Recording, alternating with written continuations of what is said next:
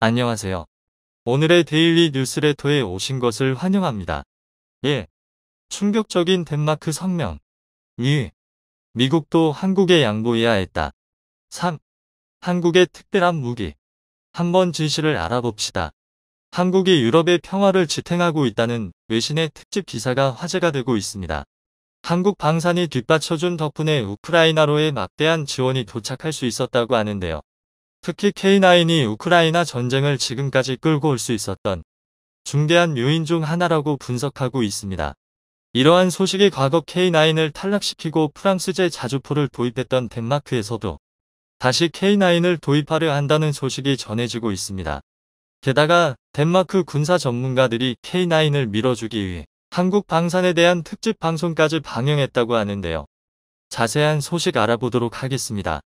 최근 포브스에서 흥미로운 내용의 기사 한 편이 올라왔습니다.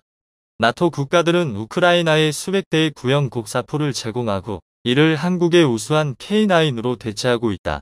본 기사에서는 한국의 K9 덕분에 나토 회원국들이 무기고에서 오래된 포를 우크라이나에 지원 보낼 수 있었다고 분석하고 있는데요. 이와 함께 K9이 세계적으로 인정받고 있는 뛰어난 성능의 자주포인지를 설명하며 여러 나토 회원국들과 다르게 덴마크는 잘못된 선택을 내렸다고 비판하고 있습니다.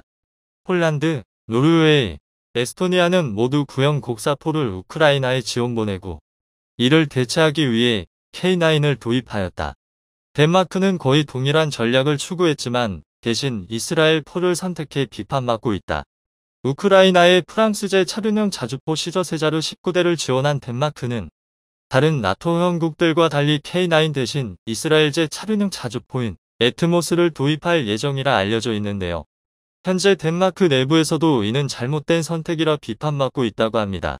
덴마크의 보안회사 리스크 인텔리전스의 설립자이자 안보 전문가 한스 피노 헨스는 덴마크 역시 폴란드, 노르웨이, 에스토니아의 선례를 따라 K9과 같은 궤도형 자주포가 필요하다고 주장했는데요. 헨스는 자신의 SNS에 나토 기갑 여단은 궤도형 장갑 자주포가 필요합니다. 이는 차륜형 자주포를 장비하는 것이 이치에 맞지 않는다는 것을 의미합니다라는 글을 올리며 덴마크는 이스라엘의 차륜형 자주포가 아닌 K9을 도입해야 한다고 주장했습니다. 또한 에스토니아가 K9 자주포 12대를 추가로 구입했다는 소식에 지금 행동해야 할 필요성을 분명히 이해하고 있는 에스토니아의 훌륭하고 강력한 결정이라며 덴마크와 군사력을 늘리기 위해 최소 10년은 기다려야 할 다른 몇몇 국가들과는 다르다라는 글을 올리기도 했습니다. 과거 덴마크에서는 노후화된 에밀 공구 자주포를 대체하기 위해 신규 자주포를 도입하려 했었고 대한민국의 K9 자주포가 유력한 후보에 올랐었는데요. 최종적으로는 K9이 탈락하고 프랑스의 차륜형 자주포 시저를 도입하는 것으로 결론 지어졌습니다. 덴마크에 도입된 시저는 특별 사양으로 K9 수준의 완전 자동화 장전을 도입하여 뛰어난 연사 속도를 자랑합니다. 시저를 실전 배치한 직후 덴마크군은 유튜브에 사격 훈련 영상을 공개했는데요. 그런데 기대했던 것과 달리 덴마크의 새로운 자주포는 도입하자마자 무수한 비판에 직면해야 했었습니다. 유튜브에 올라온 덴마크군의 첫 시저 시험 발사 영상에는 1만여 개의 실어가 달렸고 덴마크가 잘못된 선택을 내렸다고 비판하는 댓글들이 이어졌습니다. 여전히 쓸모없는 놈이다. 매우 불안정한 데다가 설정하는데 너무 오래 걸리고 이동성이 높지 않아 진흙탕에서는 운전할 수 없으며 운용하는데 많은 인력이 필요하다. 궤도형 자주포가 훨씬 낫고 차라리 견인포가 이거보다 낫겠어. 전적으로 동의해. 잘못된 부분이 너무 많다. 목표물을 조준하기 위해 많은 병사들이 필요하고 설정이 엄청나게 느려. 누군가는 이게 이라크, 아프가니스탄 등에서 테스트되었다고 말하는데 그건 진정한 전쟁이 아니었어. 탈레반은 중투나 공군, 전차를 가지고 있지 않았고 재래식 군대를 상대로 이 장난감은 곧 발견되어 빠르게 무력화돼 버릴 거야. 애들 장난감 같은 잡동사니에 돈을 낭비하고 있어. 슈덴 스푸트 슈트 스쿠트 기능을 원한다면 궤도형 자주포가 훨씬 나은 옵션일 거야. 이처럼 많은 이들이 덴마크가 시저 자주포를 선택한 것이 어리석은 선택이라 비판하고 있는 이유가 무엇일까요? 프랑스의 155mm 차륜형 자주포 시저는 K9과 동일한 52 구경장의 포신과 자동화 장전 장치, 디지털 사통 장치 등을 갖춘 세계에서 손꼽히는 우수한 자주포 중 하나입니다. 현재 우크라이나 전장에도 투입되어 활약하고 있는데요. 하지만 차륜형 자주포가 가지고 있는 한계에서 벗어나지 못했다는 비판을 피하지 못하고 있습니다. 차륜형 자주포는 궤도형 장갑차에 비해 가벼운 무게로 항공 수송이 가능하며 도로에서 훨씬 빠르게 이동이 가능하다는 장점을 가지고 있습니다. 비용과 정비 측면에서도 궤도형 자주포보다 훨씬 용이한데요.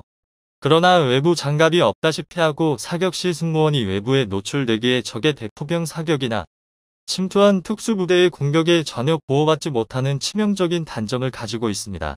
또한 자주포의 이점인 슈덴스쿠트, 발사 후 진지 이탈에 대해서도 발사하기 전 방열 과정을 거쳐야 하기에 K9이나 PZH-2000처럼 정지 후 곧바로 사격이 가능한 궤도형 자주포보다 많은 시간이 들 수밖에 없는 구조적 한계를 가지고 있습니다.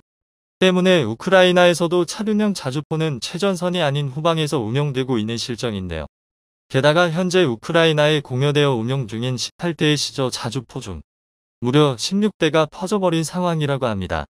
극한 상황 속에서 계속되는 폭격의 포신과 자체가 누적된 피로를 견디지 못하고 파손되어 버린 것입니다. 결국 트럭에 포를 올린 것뿐인 차륜형 자주포의 내구성 문제가 실제 전장에서 드러난 것이죠. 이러한 여러 문제점들 때문에 우리나라와 미국을 비롯한 대부분의 국가에서 외부 장갑을 갖추고 구조적으로 안정적이면서 방열 과정 없이 사격 후 즉시 이탈이 가능한 궤도형 자주포가 각광받고 있는데요. K9이 세계적인 베스트셀러가 될 수 있었던 이유도 완성도 높은 궤도형 자주포이면서도 차륜형 자주포 정도의 가격을 갖추고 있었기 때문입니다. 현재 덴마크 군 내부에서도 당시 시저가 아닌 K9을 도입했어야 했다는 여론이 불거지고 있는데요. 이번 우크라이나에 대한 군사 지원에서 덴마크 군이 보유하고 있는 시저 거의 전량을 지원 보냈다고 합니다. 덴마크 육군은 현재 총 24대의 시저를 보유하고 있었는데 우크라이나에 고중 19대를 지원 보냈다는 사실이 밝혀졌습니다. 장비 가동률까지 고려한다면 작동되는 자주포는 거의 전부 보냈다는 것을 알 수 있습니다. 아무리 우크라이나 지원이 시급한 상황이라지만 도입한 지 5년밖에 되지 않은 신무기를 거의 전부 보내버렸다는 것은 의미심장한 일입니다. 뿐만 아니라 프랑스가 최근 우크라이나로 지원 보낸 12량의 시저 자주포가 덴마크에서 주문했던 물량이었다는 사실이 밝혀졌습니다. 덴마크에서 무기 수령을 포기하고 우크라이나에 지원 보내는 것에 동의했다는 것이죠.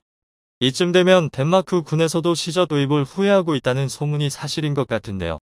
앞서 말했듯이 우크라이나 지원으로 자주포 전력이 비어버린 덴마크가 이스라엘의 차륜형 자주포 애트모스 2000을 도입하려 한다는 소문이 돌고 있습니다. 그러나 국방부의 결정이 여론의 강력한 반대에 부딪히고 있다고 합니다. 이스라엘에서 개발한 애트모스 2000 자주포는 시저와 거의 유사한 스펙의 차륜형 자주포이지만 시저의 장점이었던 자동 장전 장치도 갖추어지지 않아 오히려 연사 속도는 더 느려졌습니다. 콜롬비아에서도 시저 자주포를 도입하기 직전 계약을 철회했다는 소식이 전해졌습니다. 세부 사항까지 협상이 완료되고 최종 계약서에 사인만 하면 되는 상황에서 콜롬비아 측에서 마음을 바꾼 것인데요. 정확한 이유는 밝혀지지 않았지만 군 전문가들은 우크라이나 전황이 콜롬비아의 판단에 영향을 미쳤을 것이라 보고 있습니다. 덴마크에서는 한국 방산이 여기까지 성장하여 이제는 덴마크에서도 한국 무기를 필요로 하는 상황에 깊은 감명을 받은 것 같은데요. 한국 전쟁 당시 덴마크는 MS 유틀란디아 병원선을 통한 대규모 의료 지원을 보내왔었습니다. 당시 덴마크 사람들이 본 한국은 전쟁으로 인해 황폐화되어 도움의 손길이 필요한 나라였는데 지금은 세계에서 손꼽히는 선진국이자 세계적인 방산 수출 국가가 되었으니 감회가 남다를 만도 한 것 같은데요. 최근 덴마크에서는 한국 방산이 어떻게 여기까지 발전할 수 있었는지 분석하는 특집 방송을 방영했었습니다. 본 영상에서는 덴마크 군사 전문가가 한국 방산이 세계 최고의 성장률을 보여주며 어떻게 프랑스와 독일을 제치고 유럽의 변기창 역할을 수행할 수 있었는지를 분석하고 있는데요. 방송에서는 한국 방산이 유럽에서 주목받고 있는 이유로 4가지를 거론했습니다. 거대한 공업 국가인 한국은 방산 분야에 있어서도 뛰어난 인프라를 갖추고 있으며 한국군의 요구에 따라 대규모 생산 라인을 유지하고 있어 요구하는 즉시 신속한 생산과 납품이 가능합니다. 자국 무기를 해외에서 제조하는데 매우 인색한 미국과 달리 한국은 무기 수출 사업에 있어 유연한 사고방식을 보여주고 있어 계약 성사율이 매우 높습니다. 이는 북한의 위협에 맞서기 위해 자연스레 형성된 규모의 경제 덕분이죠. 총 한 차로 만들지 못했던 한국은 세계적인 군사 기술력을 보유한 군사 강국이 되었습니다. 이러한 네 가지 이유들 때문에 폴란드를 비롯한 유럽 여러 국가들이 한국 무기를 선택했다고 설명했습니다. 또한 PZH-2000 치저 등 유럽의 대표 자주포들과 K9 자주포를 비교하며 얼마나 훌륭한 무기 체계인지를 거듭해서 강조하고 있습니다. 우크라이나에서 벌어지고 있는 전면전을 통해 현대전장에 맞는 형태의 자주포가 무엇인지 확실하게 판가름 나고 있습니다. 덴마크에서도 과거의 선택을 후회하고 있는 지금 최고의 효자 상품 K9이 또 한 번 대규모 실적을 가져올 날이 멀지 않은 것 같습니다. 한번 거절당했던 만큼 이번에는 갑의 입장이 된 한국의 주도하에 계약이 이루어질 거라 기대해 봅니다.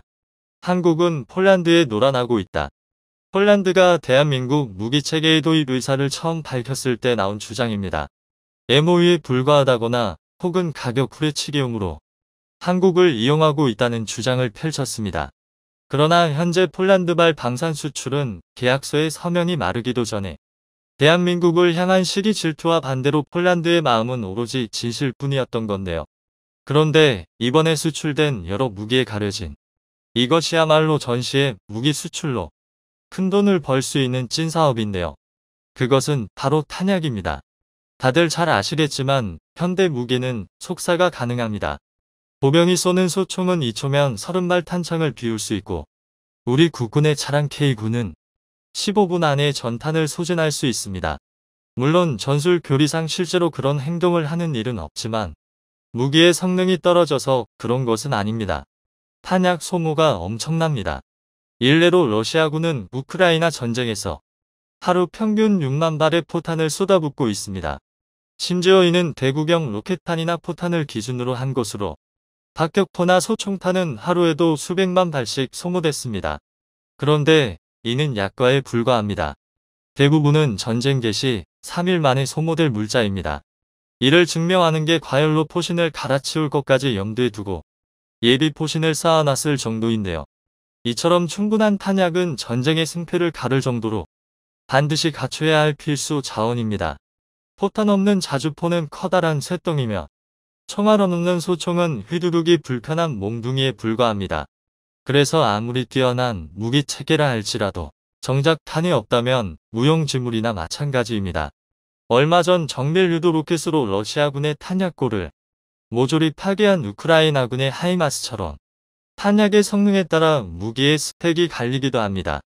그래서 현대의 전장에서 새로운 탄약을 개발하는 것은 그렇다면 대한민국의 탄약 개발 수준은 어느 정도일까요? 현재 대한민국은 하이마스가 사용하는 정밀 유도 로켓을 이미 실전 배치했고 미국의 차세대 포탄인 엑스칼리버와 같은 초장거리 유도 포탄의 실전 배치를 눈앞에 두고 있습니다. 이 한 발 한 발이 적진을 초토화할 수 있는 엄청난 폭탄들인데요. 하지만 일반적으로 탄이라고 하면 전부 거기서 거기라고 생각하기 쉽습니다. 그러나 탄의 종류에 따라 위력이 천차만별이라는 사실은 잘 모르는데요. 오늘 군사 무기에서 세계 최종상을 향해 날아가는 대한민국의 탄에 대해 알아보겠습니다. 최근 벌어지고 있는 우크라이나 전쟁에서 가장 큰 활약을 하는 무기는 바로 대포와 로켓입니다.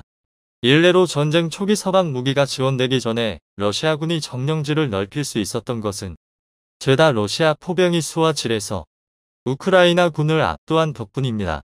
그런데 서방이 우크라이나에 정밀 타격이 가능한 K9급의 고성능 자주포와 유도로켓을 난사할 수 있는 하이마스를 제공하면서 이 포병 우위가 완전히 뒤집혔습니다.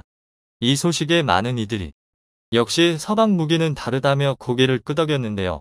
특히 미제 티타늄 곡사포 M777이 발사한 엑스칼리버 포탄과 하이마스가 자주 사용한 M31 로켓에 관심이 집중됐습니다. 먼저 M982 엑스칼리버 포탄은 함대공 미사일 SM 시리즈와 이번 전쟁에서 크게 활약한 탱크 킬러인 제블린 미사일을 만드는 미사일 명가 레이시온이 개발한 정밀 유도 포탄입니다. GPS 유도와 관성 유도 INS를 사용해 이동 표적까지 정확히 맞출 수 있고 발사 후 완각 방식을 채용한 덕에 쏘고 바로 전장을 이탈해도 적을 정확히 때릴 수 있습니다. 2007년 이라크전에서 처음 실전 배치됐을 당시 90%가 넘는 명중률과 원형 공삼모차 4m라는 놀라운 기록을 달성했습니다. 원형 공삼모차 셉은 주로 포병 화기와 미사일의 정확도를 측정할 때 사용하는 기준인데요. 특정 반경의 원안의 절반 이상이 명중할 수 있다는 뜻입니다. 예를 들어 K9 자주포의 셉은 50m 정도입니다. 반지름 50m 그러니까 지름 100m의 원 안에 명중할 수 있다는 것인데요. 얼핏 보면 매우 형편없어 보입니다. 그런데 아닙니다. 애당초 40km나 떨어진 물체를 고작 50m 오차로 정확히 타격한다는 것은 굉장히 어려운 일입니다. 대포를 사용하는 포신포병이 사용하는 일반적인 고폭탄으로 셉 50m 이상의 성능을 낼 수 있는 포는 그리 많지 않습니다. 바다에서도 정확히 사격이 가능하도록 여러 부가 설비가 추가된 한 포를 제외하면 지상 장비 중에서는 최고 수준이라 할 만한데요. 이 사진은 러시아의 포격이 가장 거세던 6월의 돈바스에서 촬영된 사진입니다. 보시다시피 낙하한 포탄의 흔적이 사방에서 보이는데요. 러시아의 포격이 얼마나 멈청났는지가 여실히 드러나는 장면입니다. 그런데 이건 더럽게 못 쏜 것입니다. 대다수 포탄이 목표인 참호가 아니라 엉뚱한 들판에 떨어졌기 때문입니다. 이 정도면 모차가 수백 미터가 아니라 킬로미터 단위로 나온 수준인데요. 이에 반해 지금 보시는 사진은 영평도 포격전에서 우리 국군이 K9으로 포격한 북한의 무도 기지 모습입니다. 포탄이 굉장히 오밀조밀 몰려있는 것을 볼 수 있는데요. 셉이 50m임에도 포탄이 빼곡히 밀집해 있습니다. 그만큼 대한민국 포병이 뛰어나다는 방증입니다. 사실 155mm 포탄의 유효 살상 반경은 통상적으로 25에서 50m입니다. 그러니까 최대 50m 내에 5발의 포탄이 떨어진다는 것은 사실상 해당 지역의 모든 물체가 파괴된다는 뜻입니다. 소임 두께의 철근 콘크리트로 감화된 특화전, 그러니까 엉터나 주력 전차의 경우 직격이 아니라면 어느 정도 생존이 가능하기는 하지만 그조차도 말 그대로 생존만 가능한 수준입니다. 시가전에서 민간인 피해를 최소화하기 위한 정밀 사격을 하거나 대포병 사격을 회피하기 위해 한정된 시간 안에 최대한 정확하고 빠르게 포를 쏘고 후퇴해야 하는 현대 포병에게는 셉 50mg 정밀한 조준을 하기에는 상당히 어렵습니다. 그래서 앞서 말씀드린 엑스칼리버 같은 포탄이 나온 것인데요. 현재 우크라이나전에서 쓰이고 있는 개량형의 정밀도는 무려 셉 2.4m로 알려져 있는데 이 정도면 사격 재원이 정확할 경우 일격의 탱크조차 격파할 수 있는 엄청난 수준입니다. 이 엑스칼리버 포탄 덕에 수적으로 크게 밀리던 우크라이나 포병이 러시아를 상대로 대등한 전투가 가능했는데요. 그래서 우리 대한민국도 한국판 엑스칼리버 포탄을 개발 중입니다. 더 정확히 말하면 이미 개발했습니다. 2014년 선도형 핵심 기술 개발 사업 과정에서 셉 1.9m라는 초정밀 타격에 성공했습니다. 뿐만 아니라 39구경장 주포로 사용하는 엑스칼리버와 달리 52구경장 포신에도 포글이 사용할 수 있도록 설계되어 최대 사거리가 40km인 엑스칼리버보다 10km 이상 긴 사거리를 확보했습니다. 하지만 안타깝게도 양산에는 실패했는데요. 사거리 100km 급 차세대 포탄인 초장사정 활강 포탄감을 개발하는데 예산을 몰빵했다가 사업이 폭삭 주저앉으면서 덩달아 정밀 유도 포탄을 생산할 예산까지 날아간 것입니다. 포를 쓸 때 발생하는 강력한 충격에 활감할 때 사용할 제어 날개가 부러지는 것을 개선하지 못해 결국 사업이 취소됐습니다. 그래서 군은 사업 방향을 바꿨습니다. 사업이 망한 것은 어쩔 수 없으니 한국형 엑스칼리버를 58구경장 장포신을 사용하는 K9A3에서 사용할 수 있는 사거리 60km 이상의 슈퍼포탄으로 업그레이드하고 활감 유도탄 대신 덕티드 로켓을 사용한 로켓 추진 포탄의 개발을 시작한 것입니다. 이중 로켓 추진탄의 경우 미국이 XM1299 자주포용으로 개발 중인 XM1113 로켓 추진탄의 최종 목표인 사거리 130km를 노리고 있습니다. 하지만 이 정도로는 부족합니다. 당장 이번 우크라이나 전쟁만 봐도 그 사실을 알 수 있는데요. 이번 우크라이나 전쟁에서 우크라이나군은 미군으로부터 공여받은 하이마스에서 M31 또는 GMLRS로 추정되는 정밀 유도 로켓을 사용했습니다. 일시에 6발을 쓸 수 있는 이 로켓의 구경은 무려 227mm에 달하는데, 이 227mm 로켓탄은 155mm의 약 4배에 달하는 강력한 위력을 보입니다. 그래서 하이마스가 전장에 배치되자 M31탄의 최대 사거리 84km 안쪽에 위치한 러시아군의 야전 탄약고와 정비소, 보급기지가 초토화된 것입니다. 그런데 이 정도 로켓은 우리에게도 있습니다. 국군에서 한창 배치가 진행 중인 우리 군의 차세대 다면장 로켓 K-39 천무에서 탄두 중량이 90kg이나 든 239mm 유도 로켓을 쓸 수 있는데요. 단일 고폭탄두를 사용할 경우 60cm의 철근 콘크리트도 단숨에 깨어버릴 수 있는 매력적인 정밀 탄약입니다. 그런데 이렇게 강하고 정밀한 무기가 있음에도 한국은 안심할 수 없습니다. 바로 우리의 주적인 북한과 중국에는 400mm 구경 이상의 초대형 방사포가 다수 있기 때문입니다. 방사포는 다면장 로켓의 북한식 표현인데요. 이름만 방사포지 다면장 미사일 발사대라 불러도 손색이 없습니다. 당연한 말이지만 그만큼 사거리가 길고 위력도 강합니다. 우리 군에서는 이 무기가 300km 이상 날아갈 수 있을 것으로 추정하는데요. 이에 맞서 우리 군은 천무에 장착할 구경 600mm 전술지대지 미사일 KTS-SM-2의 개발을 앞당기는 한편 400mm 유도로켓 4발을 발사할 수 있는 천무-1을 800 개발 중입니다. 두 무기 모두 300km 이상의 사거리를 확보할 계획인데요. 그런데 한국의 변화는 이게 끝이 아닙니다. 239mm 포탄의 유도로켓을 달아 로켓의 사거리를 최대 300km까지 연장할 계획입니다. 만약 이 사업이 성공한다면 우리 군이 보유할 K-39 300대가 동시에 사격할 경우 무려 3,600발의 239mm 유도로켓을 일시에 평양에 퍼부을 수 있습니다. 이 정도면 다면장 로켓만 쏴도 전쟁이 끝나지 않을까 싶은데요. 그러나 이렇게 무시무시한 화력에도 불구하고 우리 군은 더 강한 화력을 원하고 있습니다. 그래서 새로운 탄약 개발에 큰 노력을 기울이고 있는데요. 그중 하나가 바로 열압력탄입니다. 열압력탄은 포탄의 폭발이 아니라 폭발로 생긴 압력과 열을 이용해 적을 제거하는 무기입니다. 폭발로 상대를 제압하는 고폭탄과는 그 구조가 다른데요. 좀 더 상세히 알려드리면 산화제가 들어있어서 화약이 빨리 들고 강하게 연소합니다. 이 덕에 일순간에 생성된 가스와 화력이 집중되어 비교적 좁은 범위에 매우 강력한 포갑과 파편이 생성됩니다. 한마디로 한 방에 상대를 날려보낼 위력이 생긴다는 것입니다.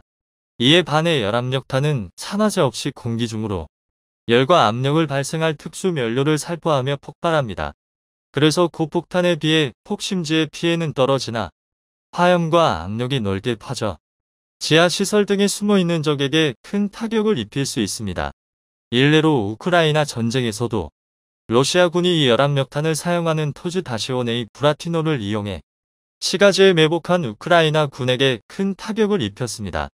튼튼한 철근 콘크리트로 지어진 덕에 155mm를 견딜 수 있는 빌라나 아파트라 할지라도 브라티노의 열압력탄 세례가 쏟아지면서 내부에 숨어있던 병력이 폭감에 휩쓸려 전멸했는데요. 이렇게 위력적인 무기다 보니 금지 무기가 아님에도 불구하고 금지 무기라 착각하는 이들이 있을 정도입니다. 그리고 이 분야에서 우리 군은 러시아, 미국 등 열압력탄 개발 선도국들의 뒤를 쫓아 차세대 열압력탄을 개발 중입니다.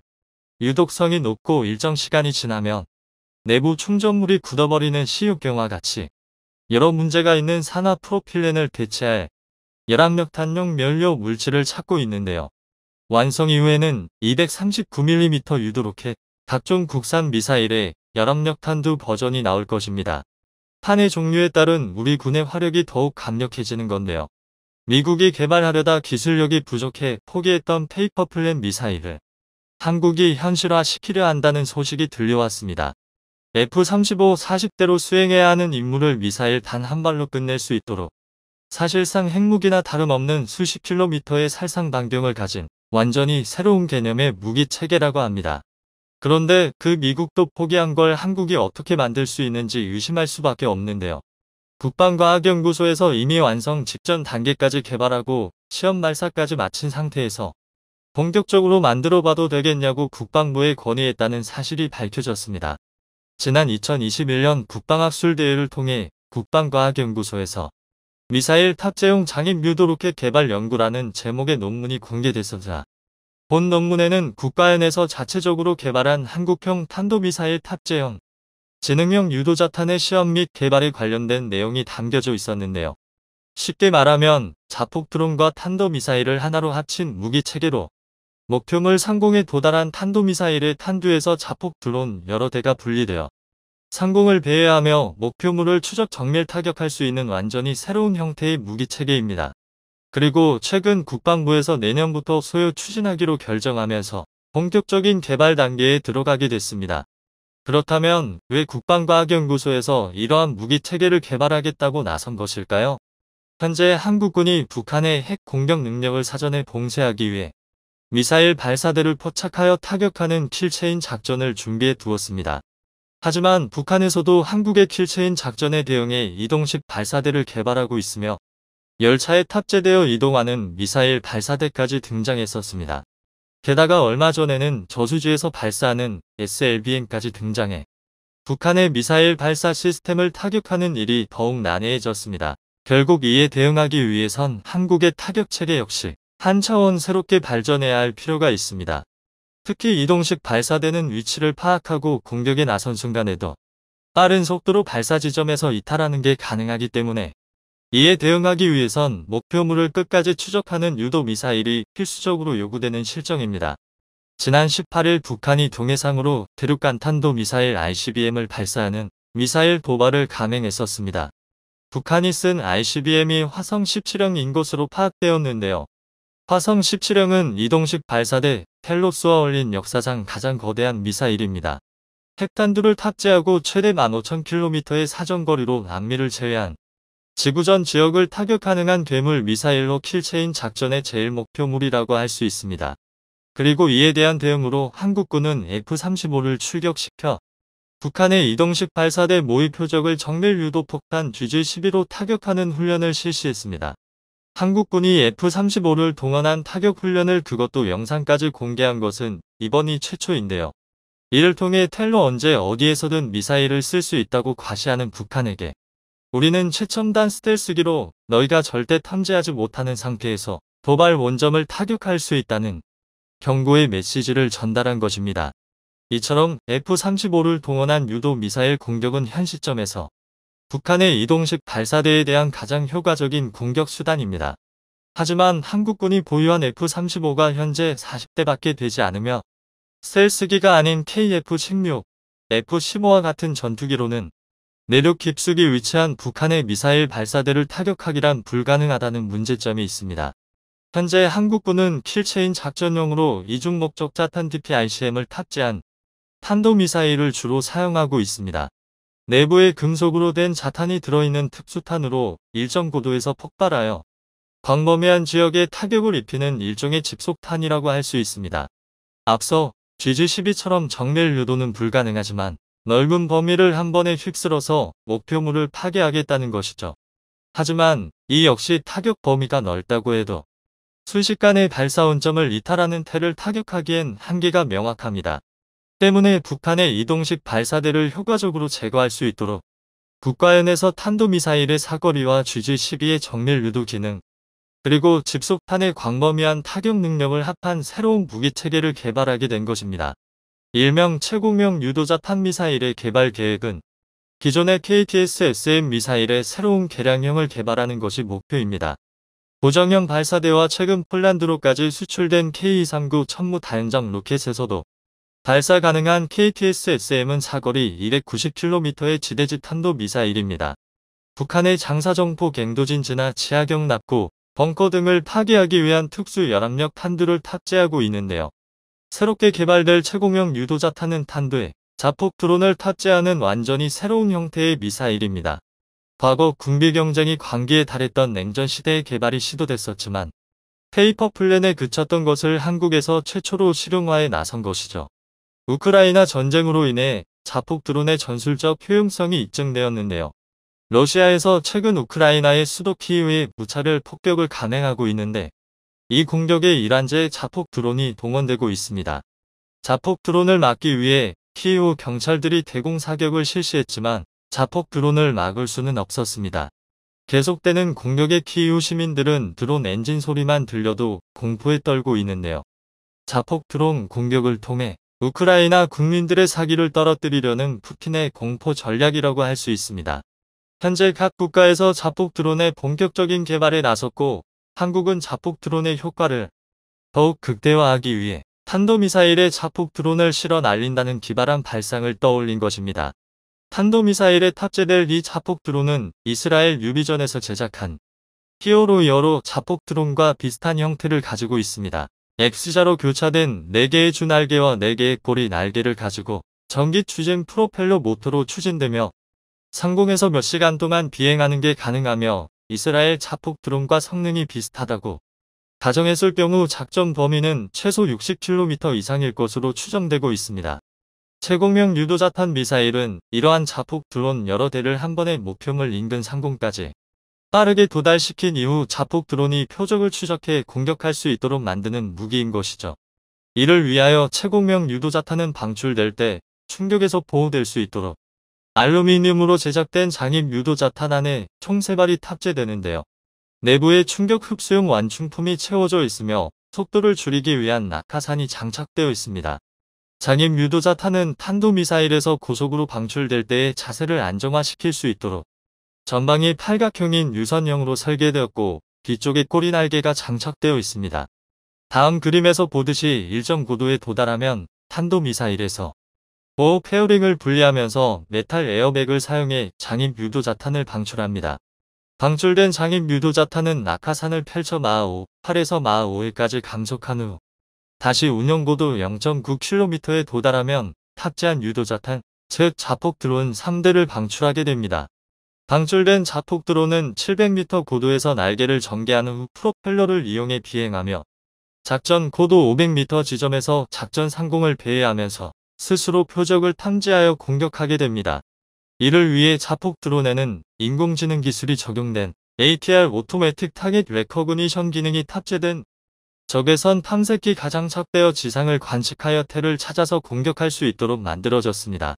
이렇게 탄도미사일처럼 수백 킬로미터 떨어진 곳에서 격추가 불가능한 속도로 날아들어 유도미사일처럼 목표물을 끝까지 추적하고 집속탄처럼 한 번에 넓은 범위를 타격 가능하며 드론처럼 목표물을 포착할 때까지 상공에서 배회할 수 있는 궁극의 탄도미사일처럼 보입니다. 이렇게 장점만 있다면 좋겠지만 기술적으로 구현이 어렵다는 문제점이 있는데요.